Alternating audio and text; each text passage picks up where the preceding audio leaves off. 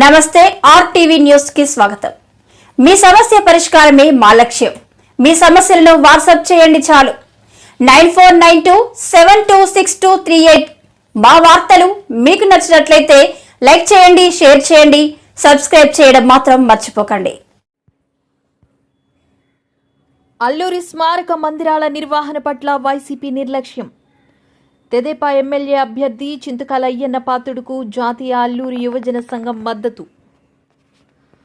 జాతీయ అల్లూరి సంఘం వ్యవస్థాపక అధ్యక్షులు పడాల వీరభద్రరావు వెల్లడి.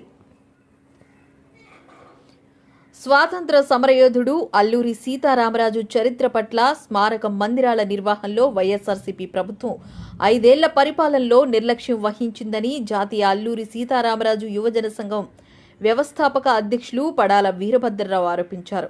శుక్రవారం ఆయన స్థానిక అల్లూరి సీతారామరాజు స్మారక పార్కును సందర్శించిన సందర్భంగా మీడియాతో మాట్లాడుతూ గత వైసీపీ పరిపాలనలో పార్కు అభివృద్ధికి ఒకసారి 50 లక్షలు, మరోసారి 66 లక్షల రూపాయలు, మొత్తం 1,16,00,000 ప్రకటించడం జరిగిందని, అయితే ఒక్క రూపాయి కూడా విడుదల చేసి అభివృద్ధి చేయలేకపోయారని ఆయన విమర్శించారు.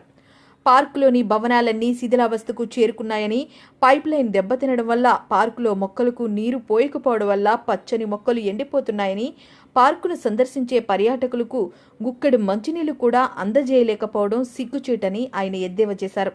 ఇప్పుడు పార్కు స్మారక మందిరంలో ఉన్న అల్లూరి బస్ట్ కాంస్య విగ్రహాన్ని మద్రాసులో తయారు చేయించి ఎన్టీఆర్ పంపించారన్నారు. ఈ కార్యక్రమంలో జాతీయ అల్లూరి సీతారామరాజు యువజన సంఘం కార్యదర్శులు శ్యామల వరలక్ష్మి, శివంగి నాగేశ్వరరావు, అంబంటి వరహాలరాజు, కార్యవర్గ సభ్యులు పంచాడ వెంకటరమణ, లగుడు చిన్నబాబులు, విశాఖ జిల్లా గంగాటం దొర మల్లు, దొర సేవా సంఘం ప్రధాన కార్యదర్శి వారం రామచంద్రబాబు తదితరులు పాల్గొన్నారు.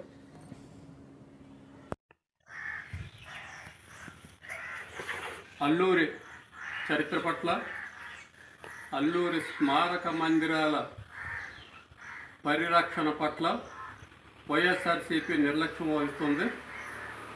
గత 5 సంవత్సరాల పరిపాలనలో ఒకసారి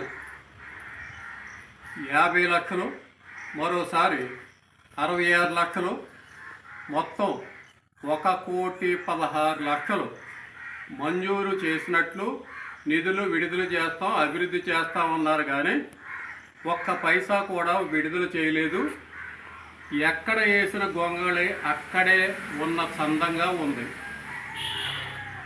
ఇది 1960లో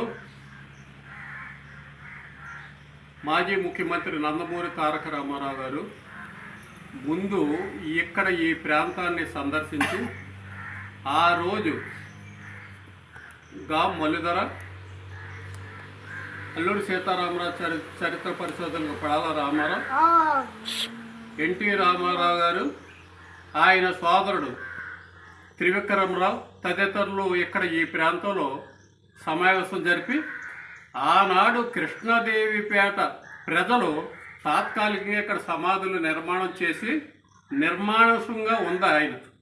దాన్ని అది చూసి చెలించిపోయి ఎన్టీ రామారావు గారు దీన్ని మనం ఈ పార్కుని అభివృద్ధి చేయవలసిన అవసరం ఉంది అని త్రివిక్రమరావుని కేకేసి ముందు అర్జెంటుగా ఇక్కడ సీతారామరాజు కాంస్య విగ్రహాన్ని ఒకటి తయారు చేయించి రప్పించమనంటే అప్పటికప్పుడు త్రివిక్రమరావు మద్రాసు నుంచి అల్లూరి సీతారామరాజు కాంస్య విగ్రహాన్ని రప్పించడం జరిగింది. ఆ విగ్రహం ఇప్పుడు పార్కులో స్మారక మందిరంలో ఉంది. ఆ తర్వాత 1984లో ఎన్టీ రామారావు గారు తెలుగుదేశం ప్రభుత్వం అధికారంలోకి వచ్చిన తర్వాత మొత్తం స్మారక మందిరాలు మంప, రాజేంద్రపాలెం, కృష్ణదేవిపేట, అలాగే పాండురంగిల్లో స్మారక మందిరాలన్నీ సీతారామరాజు పేరు మీద నిర్మాణం చేసింది అతనే. తర్వాత మళ్ళీ ఇంకొకసారి అయ్యన్న పాత్రుడు గారు మంత్రిగా ఉండగా 50 లక్షల రూపాయలు నిధులు విడుదల చేసి పార్కు సుందరంగా అభివృద్ధి చేయడానికి దోహదపడ్డారు. 2014లో నేను అలాగే అల్లూరి మేనల్లుడు సత్యనారాయణ రాజు ఇక్కడ జూలై 1 నుండి మేము ఆమరణ నిరాహార దీక్ష తలపెట్టగా జూలై 2వ తేదీని అల్లూరి సీతారామరాజు జయంతిని ప్రభుత్వం అధికారికంగా ప్రకటించింది. ఆ రీత్యా మొత్తం తెలుగుదేశం హయాంలోనే స్మారక మందిరాలు అభివృద్ధి చెందడం, అలాగే మనకి ఇక్కడ కృష్ణదేవపేట స్మారక మందిరం కూడా అభివృద్ధి చెందడం, ఇంత వైభవంగా ఉండడానికి కారణం తెలుగుదేశమే కారణం.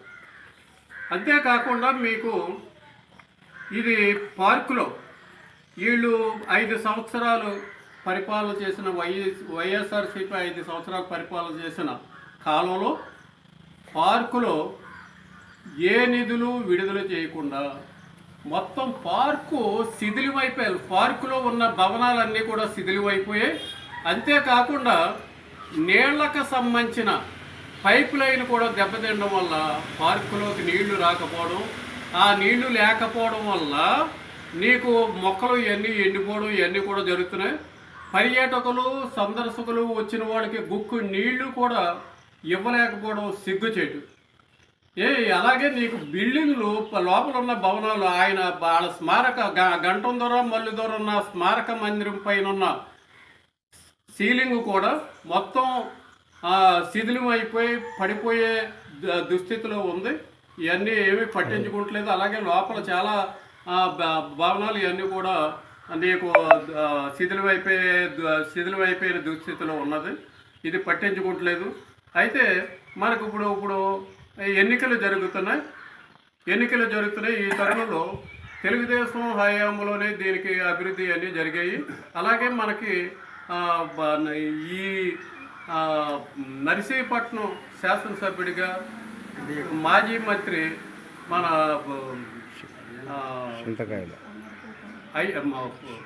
చింతకాయల అయ్యన్న పాత్రుడు గారు పోటీ చేస్తున్నారు.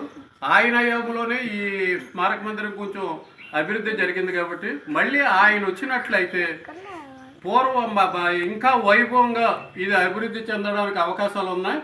ఆయనకి మన సీతారామరాజు అంటే భయం, భక్తి, గౌరవం ఇవన్నీ కూడా ఉన్నాయి.